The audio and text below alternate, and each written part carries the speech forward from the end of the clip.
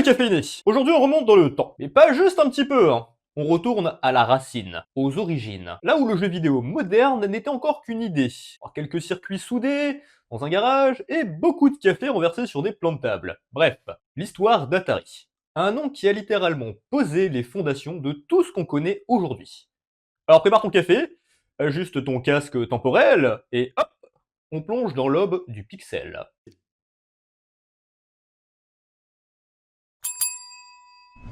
Nous sommes fin des années 60. Les ordinateurs sont gigantesques, ludiques par accident, et réservés à quelques chercheurs passionnés. Dans ce monde-là émerge Space War, le jeu universitaire culte. C'est pas un jeu vidéo à proprement parler, mais c'est un révélateur. Il montre que le jeu peut être logiciel, compétitif, technique et surtout passionnant. C'est dans cet écosystème d'ingénieurs curieux que Nolan Bushnell, jeune passionné de jeux et d'électronique, commence à mijoter ses petites idées. Il sent qu'il y a quelque chose qui bouillonne. Il veut être là au moment où ça va exploser. Avant Atari, avant Pong, avant tout ça, Bushnell et Ted Labney créent Computer Space. On est en 71 à ce moment-là. C'est techniquement le premier jeu vidéo d'arcade commercialisé. Un ovni, littéralement. Une borne futuriste, des commandes étranges, un gameplay inspiré de Space War. Sur le papier, c'est révolutionnaire, hein. Dans les bars, c'est la confusion. Le public, il est largué. Trop complexe, trop avant-gardiste, trop science-fiction pour l'époque. Mais Bushnell, il va retenir une leçon cruciale. Pour que le jeu vidéo touche le grand public, il doit être simple, immédiat et instinctif. Cette leçon-là, elle va tout changer. Computer Space n'est pas un succès commercial, mais c'est le premier battement de cœur du jeu vidéo grand public. Sans lui, la suite n'existerait pas. En 72, Bushnell et Dabney créent officiellement Atari. Après un premier nom, Syzygy. Après un premier nom, Syzygy. Abandonné pour des raisons légales. L'idée? Construire une entreprise uniquement dédiée aux jeux vidéo. Un pari fou à l'époque où personne ne voit encore le potentiel de ce marché. Atari cherche un jeune ingénieur, Alan Alcorn, de créer un jeu simple pour tester ses compétences. Bon, 2 barres, une balle, des rebonds, le strict minimum quoi. T'as compris, on parle de Pong.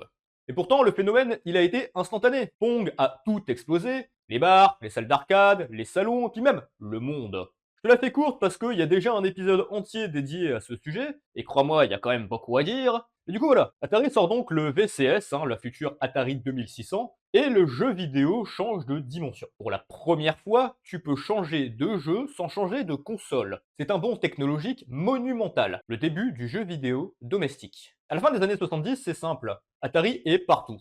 Des salons, des pubs, des jouets, des rayons entiers de magasins. Le jeu vidéo n'est plus un gadget de bar, c'est devenu une culture. La période 1979 à 1982 est considérée comme l'âge d'or d'Atari. Space Invader, Asteroids, Adventure, les hits s'enchaînent. Atari est une machine à succès, littéralement au centre de la culture pop. Mais en coulisses, l'entreprise grossit trop vite. Elle est rachetée par Warner Communication, qui va profondément changer son fonctionnement interne. Plus de pression, plus d'argent, moins de contrôle et également moins de temps. Je vais pas développer plus la partie qui va suivre parce qu'on aura aussi un épisode dédié sur le sujet. Mais si tu veux tout comprendre, check l'épisode d'E.T. Ça te permettra de mieux situer un petit peu les choses. Et tu peux également check aussi l'épisode sur le crash de 83 pour mieux comprendre comment le marché s'est effondré, entraînant du coup la chute d'Atari. Maintenant, on va avancer un petit peu. En 1984, Atari est complètement divisé. La branche console et ordinateur est rachetée par Jack Tramiel, ancien patron de Commodore, et ils fondent alors Atari Corporation. L'objectif, c'est de relancer Atari avec de nouvelles machines.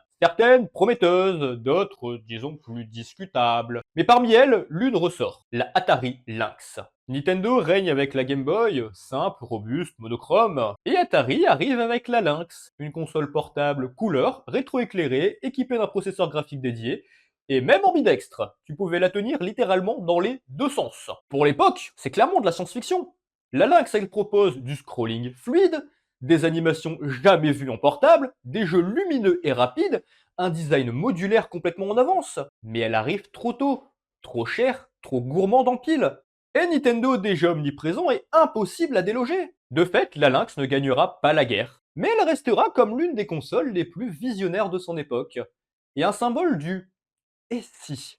Atari continue avec la Jaguar, puis s'étiole, puis renaît, puis réapparaît régulièrement au fil des décennies. Compilation rétro, mini-console, projet complètement inattendu, la marque refuse de disparaître. Parce que Atari n'est plus seulement une entreprise, c'est devenu une icône, un symbole de naissance d'innovation et de passion brute.